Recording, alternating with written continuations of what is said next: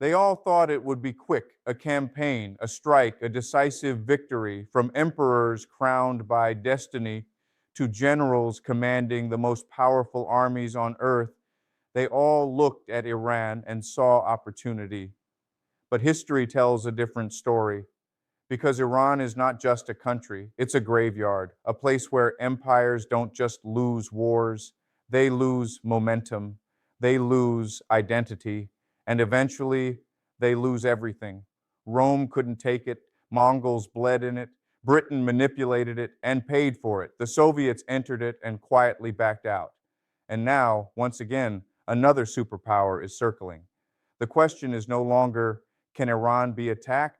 The real question is, what happens to the empire that tries? Chapter 1, The Land That Refuses to Break 900 plus words. Iran doesn't defeat empires the way you think. It doesn't always win battles. It doesn't always stop invasions. Sometimes it gets conquered. But that's not where the story ends, because Iran's real weapon isn't its army. It's time, geography, and something far more dangerous, endurance. Look at a map. Mountains cut across the land like scars. Deserts stretch endlessly, punishing supply lines. Cities are scattered, not centralized. You don't just invade Iran, you enter a maze. This is why, for thousands of years, Iran has been one of the hardest regions to control. Even when outsiders succeed, they never stay in control for long. Take the Parthian Empire. Rome, the most disciplined military machine in ancient history, thought Persia would be just another conquest. It wasn't. At the Battle of Carrhae, Roman legions were crushed, not by sheer force, but by mobility, terrain, and tactics. Persian cavalry didn't fight Rome's game. They rewrote it. Rome spent 600 years fighting Persia and never fully conquered it. Think about that. 6 centuries, endless resources, no decisive victory. And in the process, Rome weakened itself. By the time new threats emerged, Rome wasn't the same empire anymore. Iran didn't destroy Rome overnight, it drained it. Chapter 2, The Empires That Won and Still Lost, 900 plus words.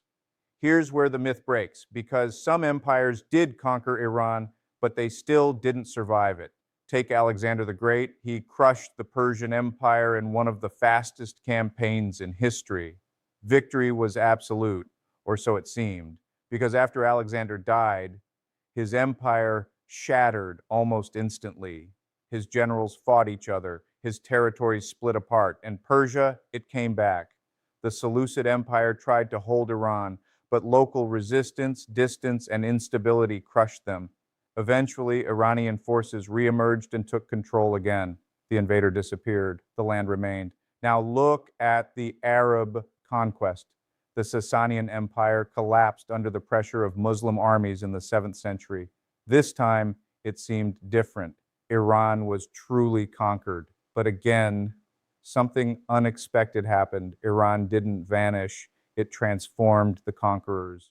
Persian culture, administration, and identity reshaped the Islamic world itself. The empire that conquered Iran became partially Persian.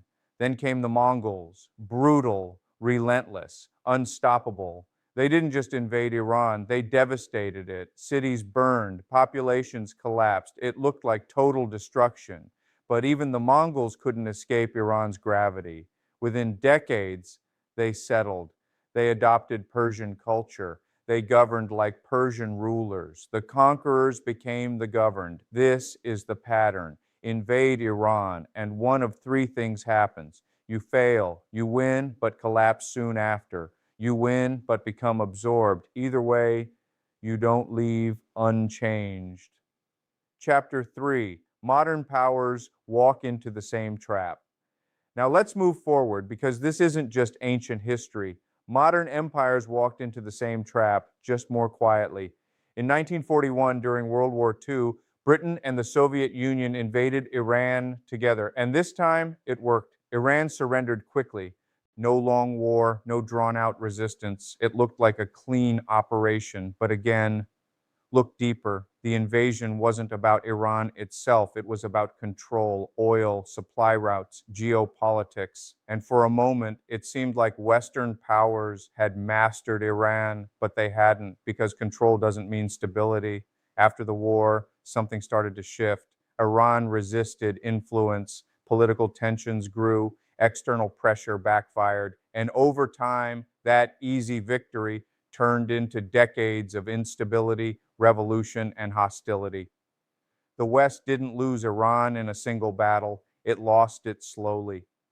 Now look at the Soviet Union. They entered Iran during the war. They stayed longer than planned, and then they left. Not because they wanted to, but because staying was becoming too costly, politically and strategically. Even at the height of Soviet power, Iran wasn't worth holding. And then comes the biggest example, the United States, but not through invasion, through influence. For decades, America tried to shape Iran from within, alliances, support, intervention, and for a time, it worked, until it didn't. The 1979 revolution changed everything. Overnight, Iran flipped from ally to adversary, and since then, every attempt to pressure, isolate, or control Iran has produced mixed results at best, and strategic headaches at worst. Sanctions hurt Iran, but they also hardened it. Pressure didn't collapse the system, it reinforced it. This is the modern version of the same pattern. You don't have to invade Iran to get trapped by it. You just have to engage it incorrectly. Chapter 4, Why Iran Breaks Empires. So, what's the real reason? Why does this keep happening? It's not luck, it's structure. 1, geography is a weapon. Iran is naturally defensive. Mountains protect it. Deserts exhaust invaders. Distances stretch logistics. Armies don't just fight enemies here, they fight the land itself. 2, time favors Iran. Empires rely on momentum, fast victories, quick dominance. Iran doesn't give you that. It slows everything down. And when wars drag on, even the strongest empires start to crack. 3, cultural absorption. Iran doesn't just resist, it absorbs. Invaders don't just conquer territory, they enter a civilization that reshapes them. This is why so many conquerors end up becoming Persianized. 4, strategic patience. Iran doesn't need immediate victory. It plays long games, decades, sometimes centuries. Empires rarely think that far ahead. 5, overconfidence kills empires. Every empire that attacked Iran believed the same thing. This time will be different. It never is. Chapter 5, America. Walking into history. Now we arrive at the present, and the most dangerous question of all, is the United States repeating the same pattern? On paper, America is unmatched. Military power, technology, global reach. If any empire could succeed where others failed, it would be this one. But that's exactly what every empire thought before.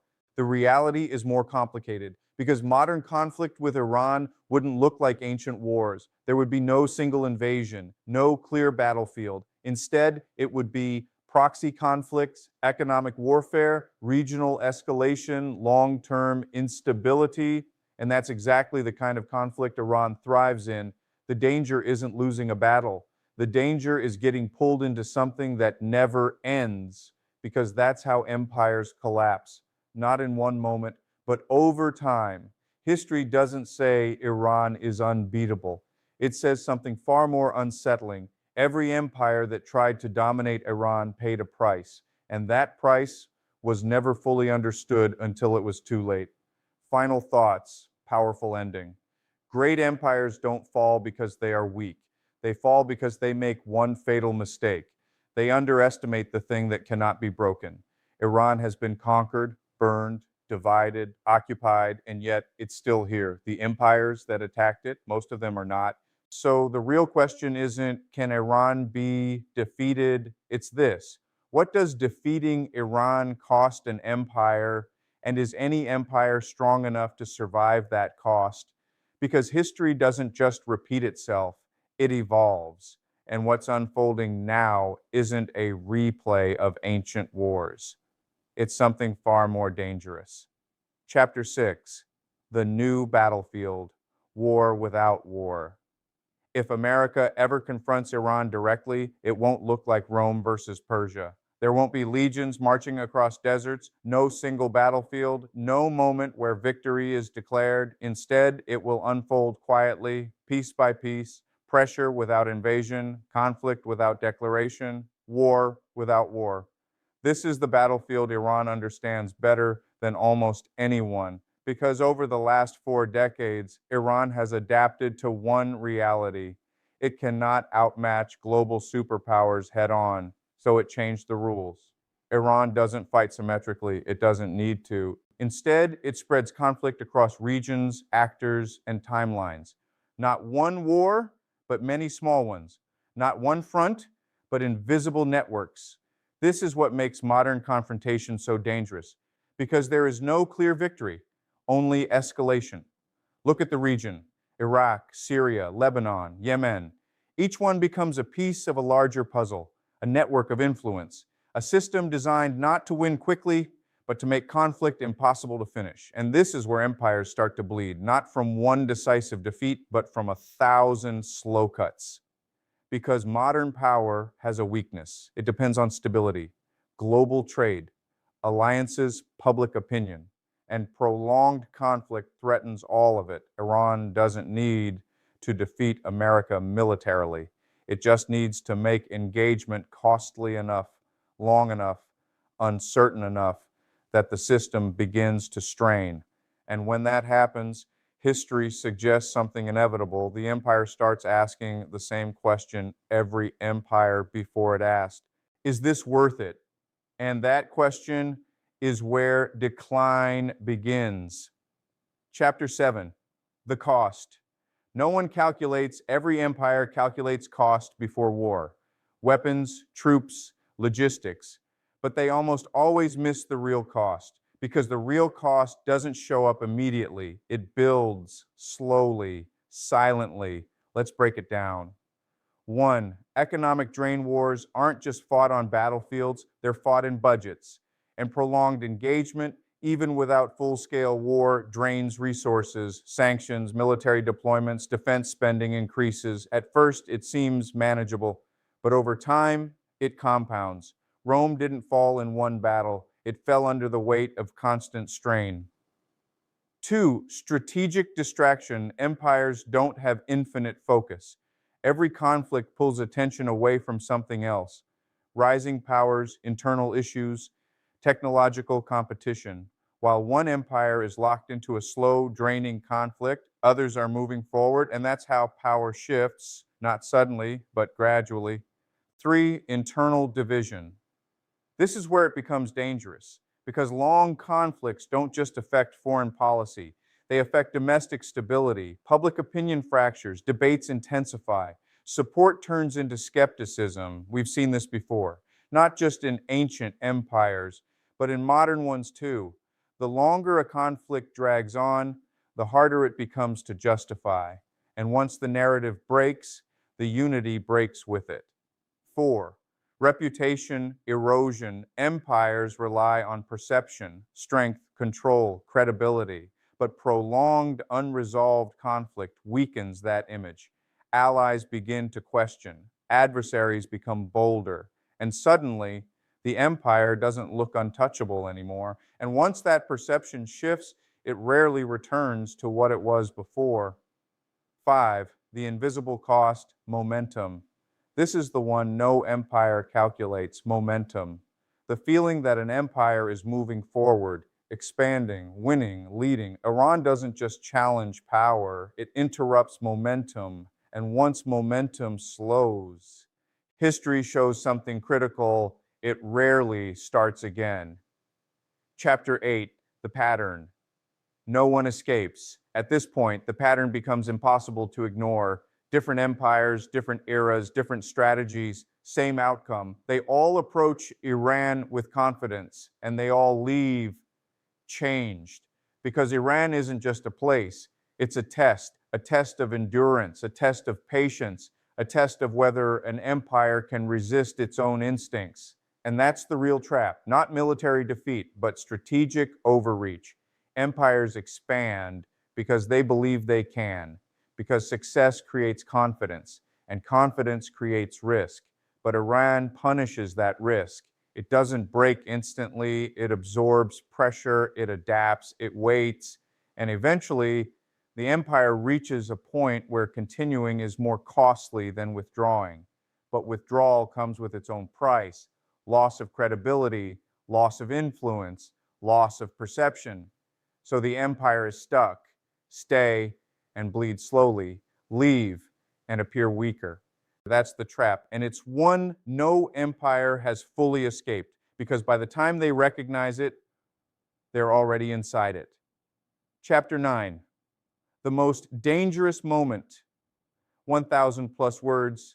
If history has a breaking point, this is it. The most dangerous moment isn't when conflict begins, it's when an empire realizes it underestimated the situation. That moment is subtle. There's no announcement, no clear signal, just small changes, longer timelines, higher costs, more complications, and slowly confidence turns into concern. But here's the problem: by the time an empire realizes it's in trouble, it's too late to exit cleanly, because every move becomes more expensive than the last. Escalation risks expansion, de-escalation risks weakness, so the empire hesitates, and hesitation is where control begins to slip. This is what makes Iran uniquely dangerous, not because it defeats empires outright, but because it pushes them into decisions they can't win. And once an empire starts making no-win decisions, decline becomes a process, not immediate, but inevitable. Final extension, the question. History is asking again. So now we return to the present, but this time with a clearer understanding. The question isn't whether America is stronger, it is. The question isn't whether it can project power, it can. The real question is this: can it avoid the pattern that every empire before it failed to avoid? Because history doesn't punish weakness, it punishes miscalculation. And Iran has become the ultimate test of that, a place where power is challenged, not by force alone, but by time, complexity, and consequence. If America engages Iran deeply, it won't be entering a war, it will be entering a process that has reshaped empires for thousands of years. And the outcome of that process has rarely favored the outsider. So the final question remains unanswered, unresolved, unavoidable. Or maybe the better question is this: what does different even mean in the face of history? Because every empire believed it was different. Rome believed its discipline made it unbeatable. Alexander believed his speed made him unstoppable. The British believed their strategy made them untouchable. The Soviets believed their ideology made them inevitable. And now, America believes its technology makes it superior. And in many ways, it is. Precision weapons, satellite surveillance, cyber capabilities, a level of power no empire in history has ever possessed. But here's the problem: power has evolved, but so has resistance.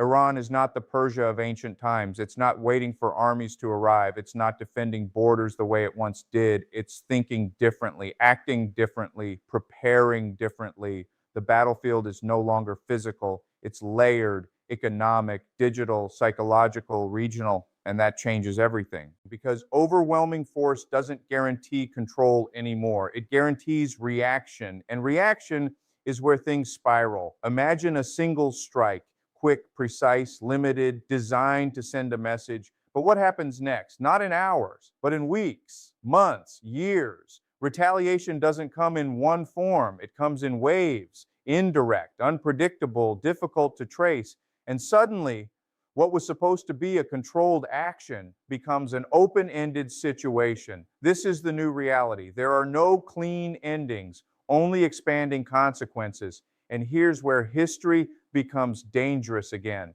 because empires don't fail when they're weak.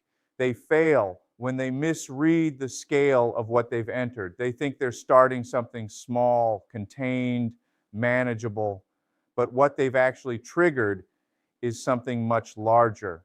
And by the time they realize it, The situation has already grown beyond their original control. This is what makes Iran so difficult. It doesn't respond predictably. It doesn't escalate in straight lines. It stretches conflict, turns it sideways, spreads it out. And in doing so, it changes the equation because now the empire isn't fighting one problem. It's managing many at once across regions, across timelines, across domains. And the more it tries to contain it, the more complex it becomes. This is where strength becomes a burden because maintaining global dominance requires stability, consistency, focus, and prolonged complexity erodes all three, slowly, quietly, but steadily. And that's how decline actually begins, not with defeat, but with overstretch. Too many commitments, too many variables, too many unresolved situations. Until one day, the empire isn't expanding anymore. It's maintaining, holding, reacting. And that shift is everything.